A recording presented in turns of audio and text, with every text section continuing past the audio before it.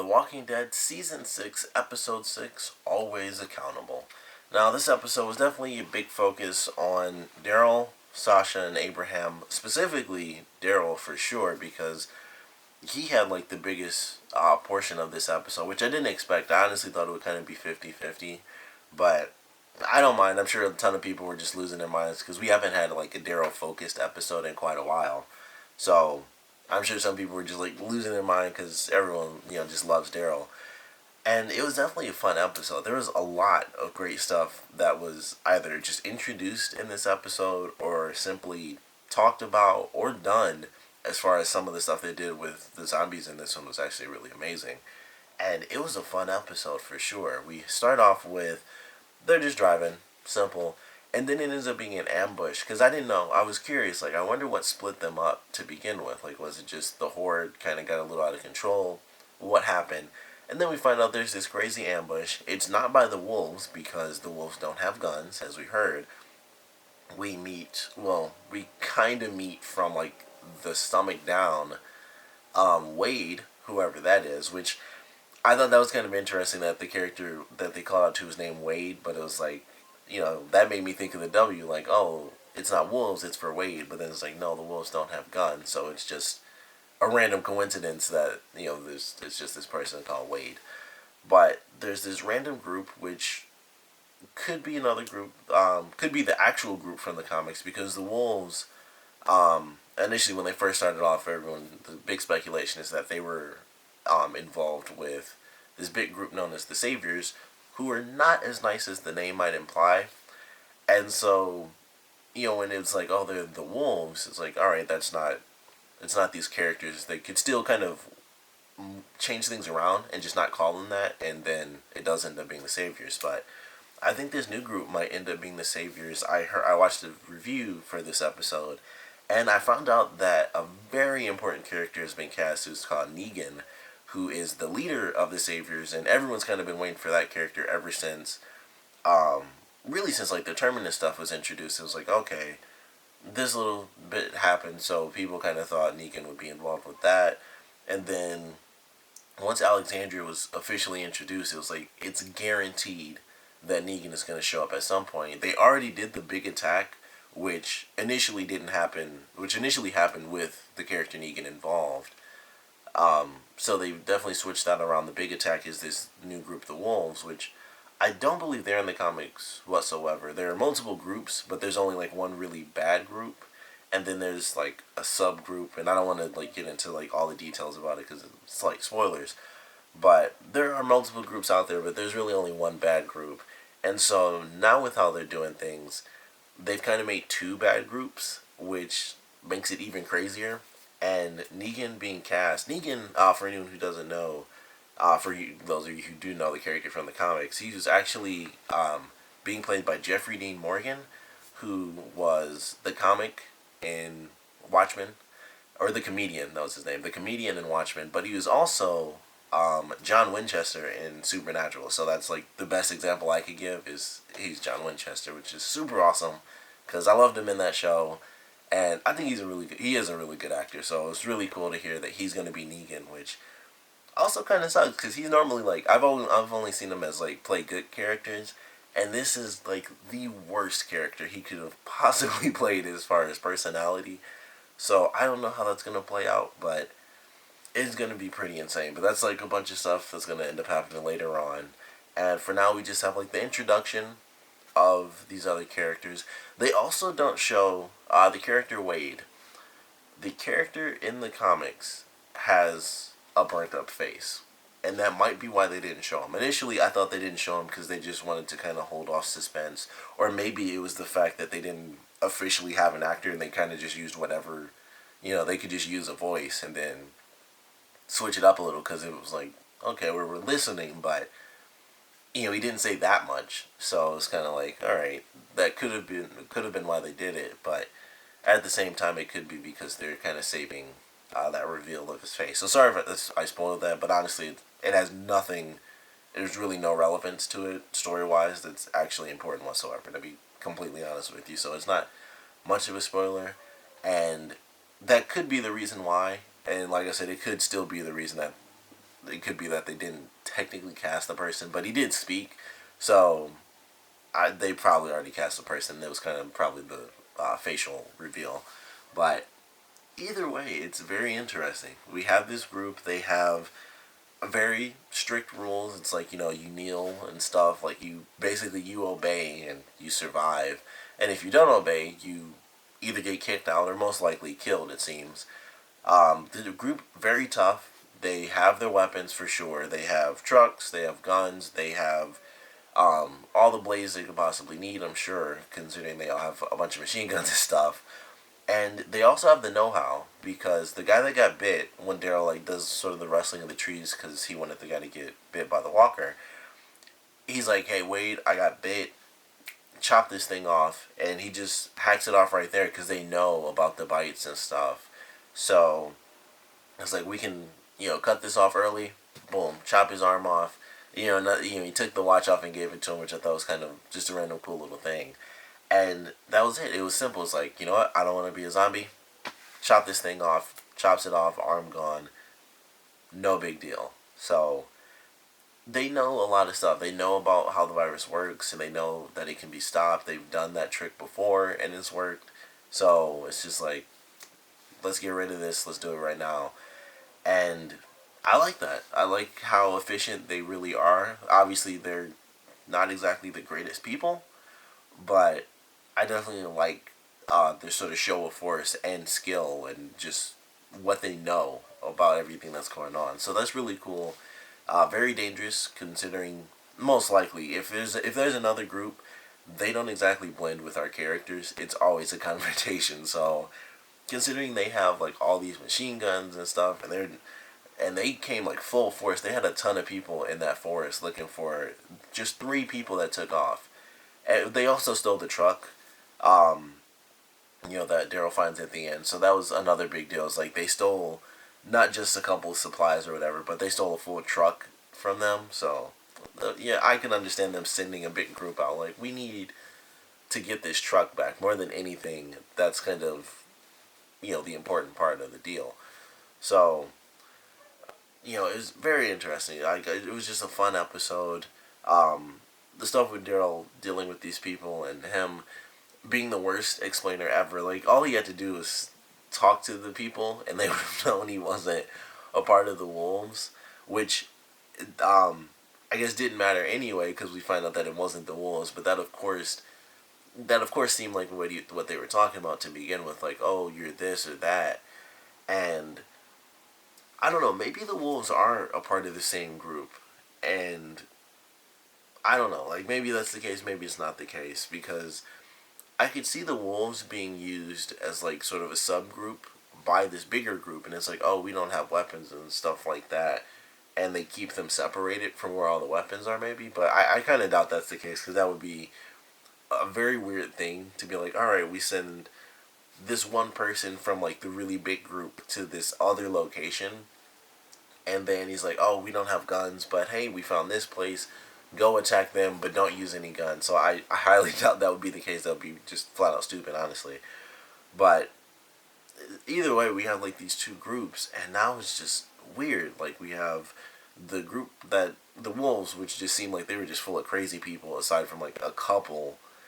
And so they don't really have weapons outside of the one handgun at this point. And now we have this crazy, seemingly militarized group that has all the machine guns. They have, a giant group to kind of just walk out, and it's like, all right, they took the truck. Let's send 2 dozen, a dozen people out or something like that, and just walk through the forest and try to find them, because we have enough firepower to take on whatever comes our way. And that's kind of how it seemed. They had a truck driving down trees, just going through the forest, and it's like, that shows a display of force that we haven't exactly seen yet, even from Alexandria, because they don't have that much. So they're going to be a difficult force to handle, come either the finale or, after the finale, whenever the mid season finale, which is really close. So things are going to be ramping up very fast. So I don't know if we're going to get the full introduction of them or what, but I think we will in a couple weeks before or during the mid-season finale. But Daryl was really awesome, as always, in this episode. We got to see him, like, after the whole chase happens when he falls down on the ground because he's tired. We see a very awesome zombie that's basically full on bones. It's like just a tiny bit of meat and stuff underneath these charred bones. Or not even meat, it's just basically organs underneath that because that's it. So that thing's still alive, moving in the helmet a little, which is very awesome. That's like the most decay we've ever seen a zombie. So that was really cool. We had him take on the one that had like all the growth on it and stuff. It was almost like flowers were coming off of the zombie. And during that scene, I was a little, excuse me, I was a little frustrated with Daryl because I'm like, if they're zombies, like I know they move a bit fast sometimes, but honestly, they made so much tension out of a scene where he could have just run and tried to pull the crossbow out, but it was like he just sat there. And he's like kneeling on the ground. He's like, "Oh crap!" Trying to get this thing out, and it's like it still wasn't last minute because it didn't even make it past that log he was standing near. But it was like they built up so much tension, and it was like all he would have had to do is just run like 10 seconds. He could have just literally ran as fast as he could for 10 seconds and just stopped and looked at it and worked all that out with ease. And it was like they just built up a buttload of tension. And it's like he could, like any other person would have just moved away from that and then done what they needed to do. And it was just like, oh man, I got to fumble for this and not even move. Like he could have also done it while walking. But it was just kind of funny, like how they built up so much tension. Which, of course, I knew he wasn't gonna die, but it still made me mad. Like, why'd they build up that much tension? Because it just made him seem, for that little moment, it just made him me seem really stupid for doing something like that. And it just kind of bugged me that he just was like, oh crap, there's that zombie. I should just stand here and put all my effort into getting my crossbow out to kill it, instead of just like running a little bit and then doing the same thing without having to rush and do it. But still an awesome shot because he still got it out and was just he did his normal quick turn and boom, got it right in the head. Problem solved. It also was kind of weird that he didn't he didn't take the arrow out of its head, which is he's done it so many times. It was weird that they didn't actually shoot him doing that because I was like, I'm so used to him doing that every time he shoots it now. It was like, that was weird. He just kind of let it go and that was it. I was like, huh, that shouldn't affect me, but it did because I'm so used to him, getting his arrows back because of course those don't, just like bullets, it's not like they're just everywhere. So it was just weird that they didn't show him do that. It just caught me off guard. But not only does he encounter that, those two walkers, but when he's still being captured with the other three people, or no, it was after that, after he comes back to them and everything, they get to this grow house, and then we get to see zombies encased in glass, which I thought was the coolest idea ever. And I don't know how many of you guys watched The Talking Dead after, but they always do this in memoriam thing where they show like give all the different zombies that died titles, and they called them mint condition zombies because they were inside the glass, or mint condition walkers because they were still inside the glass. And I thought that was really funny because that's like a nerdy thing.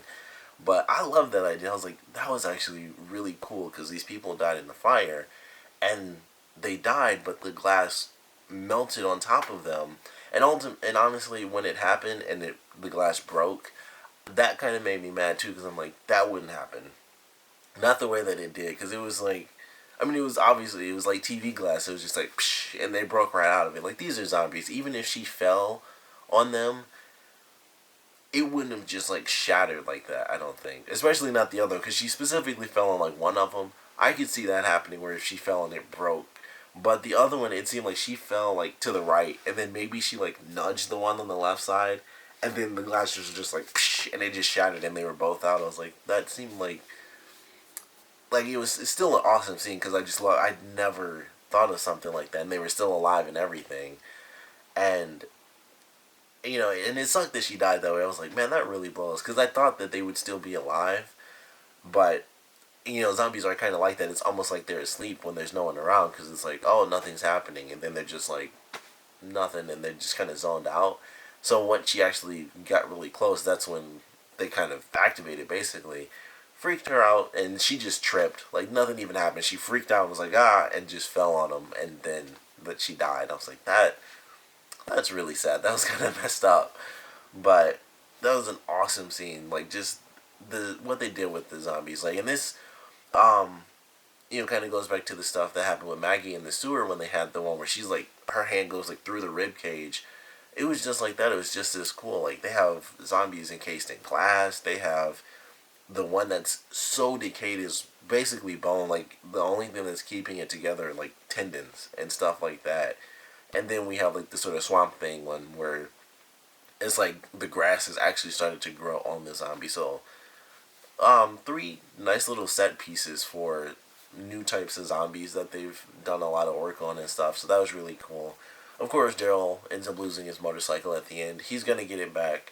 I don't know if he'll end up killing those people off or, exactly what's gonna happen there, but it should be entertaining. And they seem like they're gonna go back to this group because they lost this girl. And it's like, well, now that we've lost this person we care so much about, we realize that we should actually stick with this group and kneel and do whatever they tell us to do. So I think when Daryl's like, you're gonna be sorry, he kind of meant it in multiple ways. Like, for one, you're still on a motorcycle. I'm going to destroy you, of course.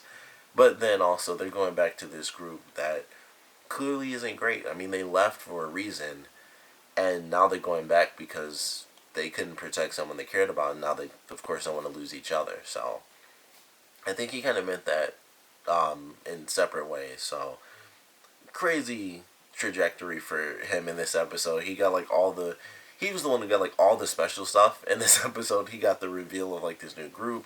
He was the one who encountered like all the crazy special zombies. He's the one who, he got his bike stolen, but he also found a brand new truck, like a giant supply truck, which may or may not have stuff in it. I was curious about that, if it was actually full of whatever, because it was meant for gasoline. That's like some of the little signs on the back were like flammable, so it was meant for gas. But it's like, I wonder if they stole it and it had water in it or something, or maybe gas they could use for whatever. But it just had me curious. Like, I wonder if there's anything still in that truck. If there's still stuff in it when those people initially took it. So that was pretty cool. I enjoyed that. And then of course we have the Sasha Abraham side of the storyline, which it starts off fairly simple. They're a part of the crash. They end up staying in the city because Sasha's like, the best way to find a tracker is to let them find you, which is very smart of her. And so all she does is something real simple. It's like she writes Daryl's last name on the door, like, this is where we're gonna stay. She stops Abraham from killing the other walker that's down the street because they don't need breadcrumbs for just other random people. Like, oh, there's someone around here.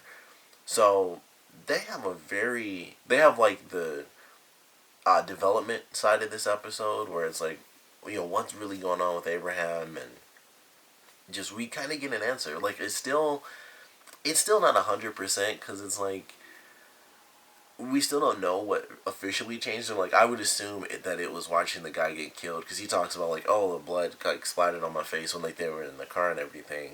It's like, oh, when Rick killed that guy, it was like, blood splattered on my face and this and that.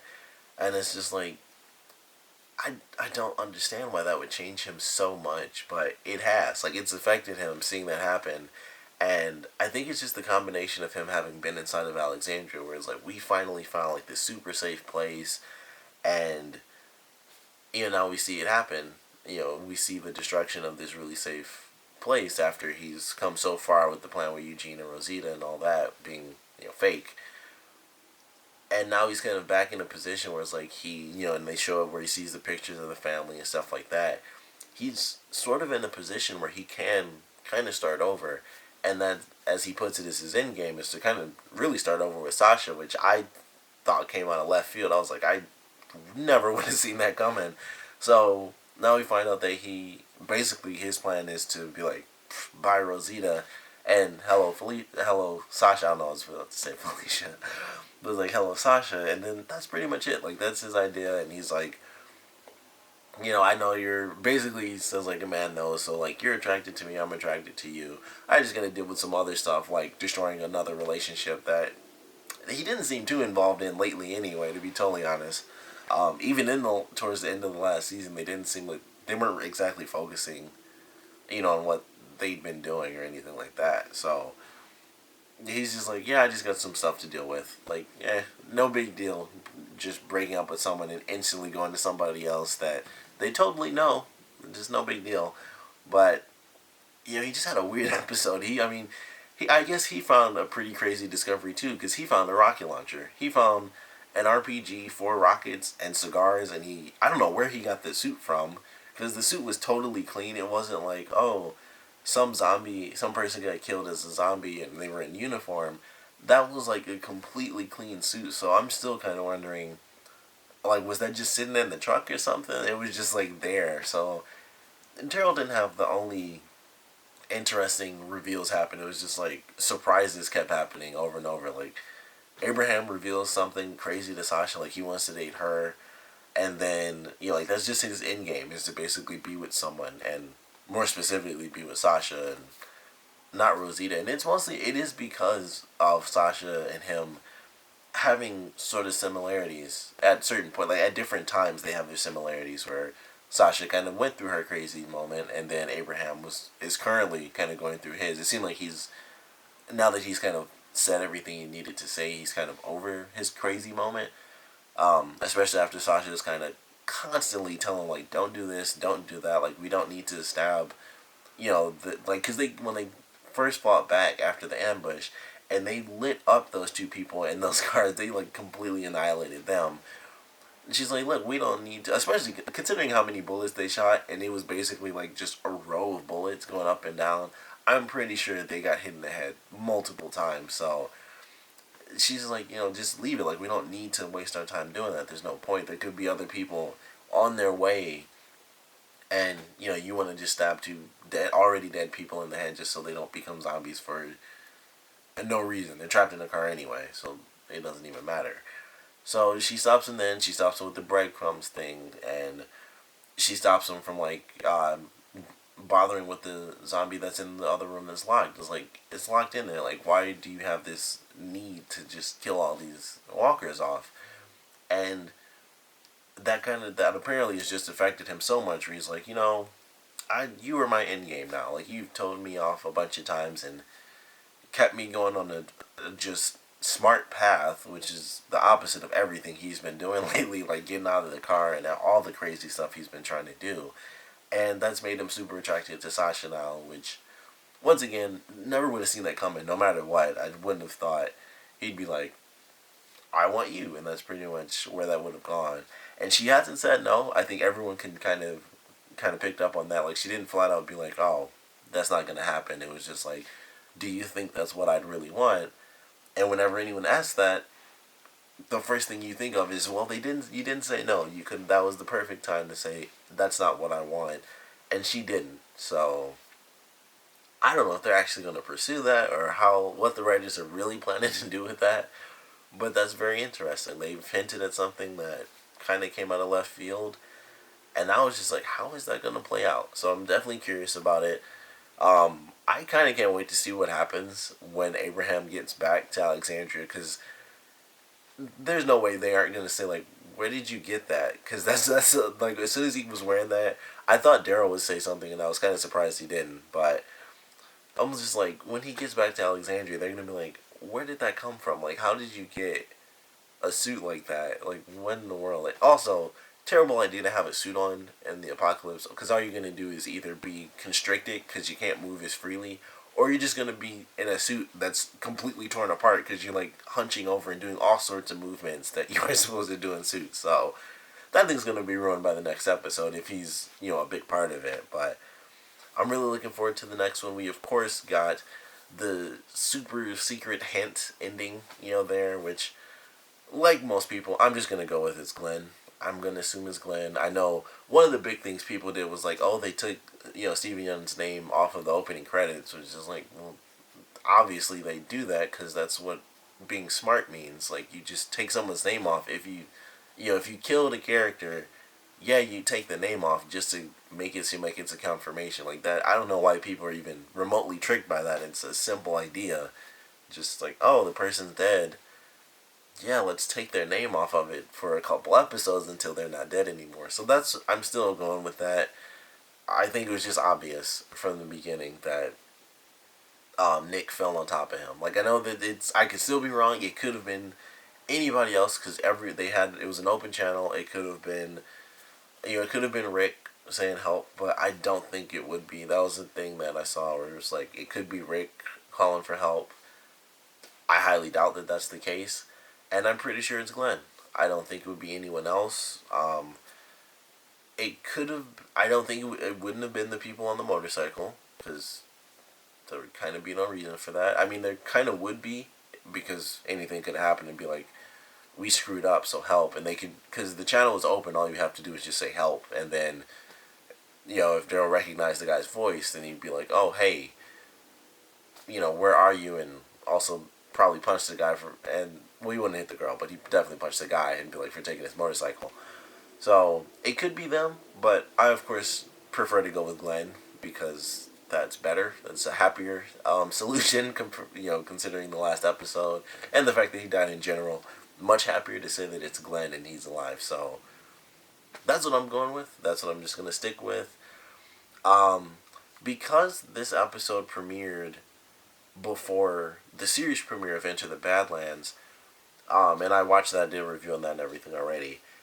They did it where you had to see basically the preview for the next episode from Into the Badlands, and I watched Talking Dead, so I saw like the exclusive clip that they had for the next episode as well. And there wasn't much. The clip that they showed in the Talking Dead, of course, didn't say anything.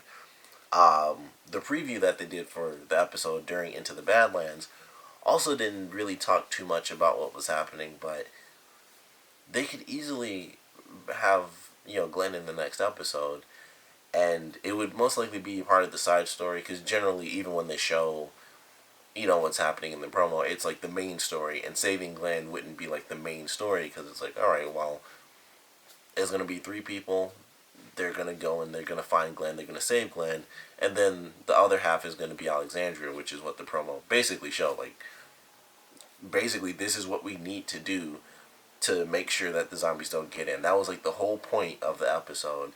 So it could be another back and forth thing where it's all Alexandria, and then the week after next is when we get back to Abraham, Sasha, and Daryl, and then we get the official answer as to who was on the walkie-talkie. So I'm going with Glenn, keeping hope alive and keeping something alive, because Maggie's seriously lost everyone in her family, so she kind of needs Glenn to be alive now that she's having a kid, and they can, kind of change some of the sad stuff that's happened, which they already have, because they, will have 2 babies instead of just 1, because there are not 2 babies in the comics, I'll tell you that.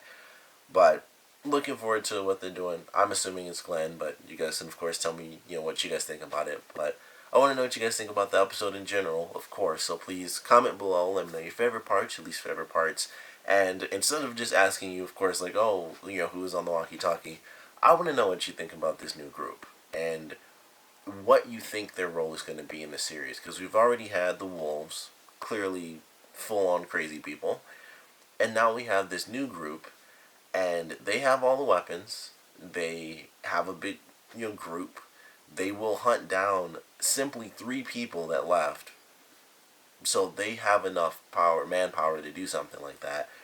So I want to know what you guys think of this new group and how they're going to interact with Alexandria and just the main characters in general. So please comment below, let me know, and thanks for watching.